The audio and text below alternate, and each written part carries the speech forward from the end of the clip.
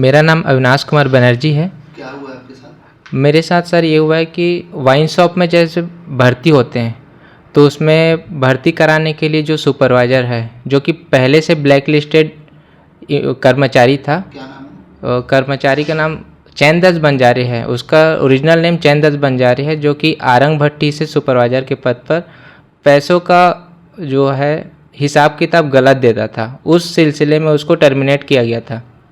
वो कुछ समय बाद लालपुर भट्टी का सुपरवाइज़र बना, जिसके संपर्क में हम लोग आए और लगने के लिए उसको 1,30,000 रुपये मैं दिया था अपने दोस्त के साथ, राजकुमार साहू के साथ।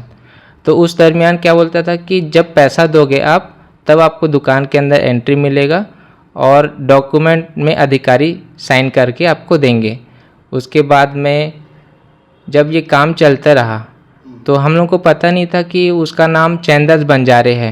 वो शेखर बंजारे के नाम से काम करता था। अच्छा। जी हाँ, और उसको time to time payment company करती थी। और जो BIS कंपनी है, Bombay interior security private limited, जो प्लेसमेंट का काम करती है, वो इस सुपरवाइज़र के साथ में जो एरिया मैनेजर था वो लड़कों को भर्ती कराने का काम करता था, जिसमें हमारे जो 4-5 सेल्समैन थे, जैसे श्याम किशोर साहू, रोशन नाग और युवराज मधुकर, इन लोगों से इन्होंने 1,30,000 से 1,60,000 रुपये तक का पैसा लेके भर्ती किया गया था। हाँ, अलग अलग लोगों से भर्ती किया था। उसमें भी वो लोग कांटेक्ट में हैं, हर जिलों से कांटेक्ट आते हैं। जैसे प्रॉपर रायपुर के ही नहीं है, वो कांकेर से लाए जाते हैं, बेमेतरा से लाए जाते हैं, राजनांदगांव से लाए जाते हैं। उनको गुमराह करके लगाया जाता है कि ये प्लेसमेंट एजेंसी गवर्नमेंट के थ्रू है, आबकारी विभाग और BIS कंपनी, तो पैसा लेके लगाती है। और जैसे कुछ कार्रवाई करने के डर से, मान लीजिए कभी किसी को क्वार्टर ज़्यादा दे दिए तो ओवर रेट का केस बना के उनके ऊपर ब्लैक लिस्टेड करने का झांसा देती है।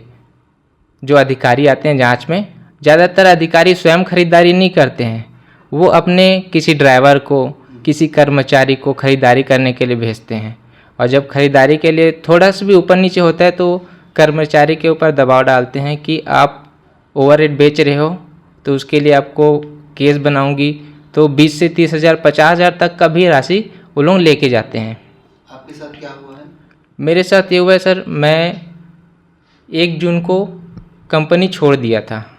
मैं सिम्बा कंपनी में ज्वाइन कर लिया था, new joining as a salesman. उस दरमियान 12 तारीख को नीलम किरण मैडम जो है, उन्होंने छापेमार कार्रवाई की। उस दरमियान क्या हुआ कि मेरा सेल्समैन का काम था सिम्बा ब्रांड में, तो हर भट्टी में जाके मेरा विजिट करना रहता था, अपने ब्रांड को डिस्प्ले करना रहता था। जैसे एक गोदाउन में पड़ा हुआ ब्रांड, उसको सेल्समैन बोलते थे कि स्टोर तक लाके डिस्प्ले कर दो। तो अधिकारी नीलम किरण मैडम कैमरा देख के कि ये भी मिलावट में शामिल है, जैसे हम लोग बॉक्स रखते थे उसको निकाल के डिस्प्ले करते थे, तो बोलती थी तुम मिलावट करके लाके दुकान में लाके उसको बेच रहे थे करके।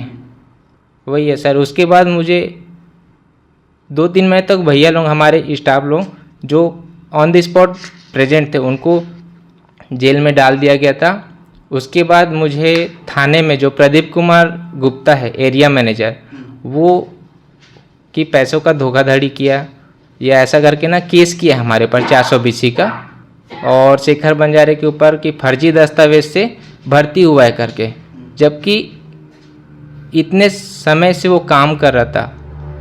तो कंपनी को कैसे पता नहीं चला कि वो ब्लैक लिस्टेड था, फर्जी दस्तावेज से भर्ती हुआ था?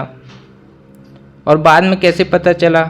जांच हुई तब पता चला। लेकिन इसमें कंप्यूटर ऑपरेटर, एरिया मैनेजर, अधिकारी, आबकारी अधिकारी सब शामिल हुए हैं, तभी तो भर्ती हुआ। अगर भर्ती होता है तो BIS कंपनी से दस्तावेज चेक कर दिया जाता है, उसके बाद आबकारी विभाग में भेजा जाता है, वहाँ पे आधार कार्ड, रिजल्ट, सारी चीज़ें चेक की जाती हैं, उसके बाद ही तो भर्ती किया जाता है। तो यहाँ पे सर संलिप्तता पाई जाती है आबकारी विभाग और BIS कंपनी का, और पूरे रायपुर के जो स्टाफ है उनके भविष्य के साथ खेला जा रहा है। भर्ती किया जाता है, उसके बाद उनसे पैसा वसूली किया जाता है भर्ती के नाम पे,